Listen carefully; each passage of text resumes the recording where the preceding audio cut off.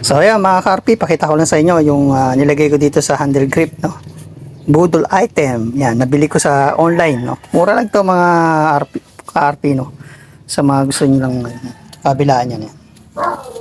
So, kaya ako naglagay nito kasi nga masakit sa kamay yung yung handle grip. Na malaking tulong siya sa akin, para sa akin malaking tulong kasi nga hindi masakit sa kamay at una hindi rin magkakakalyo gawa na malambot nga. O para siyang foam.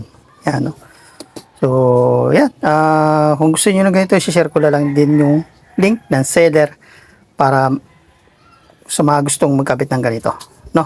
Maganda siya dahil hindi siya masakit sa kamay, tapos hindi rin kayo magkakakalyo sa kamay. Malambot, sobrang lambot. Ganda. Yan, yun lang. Bye-bye.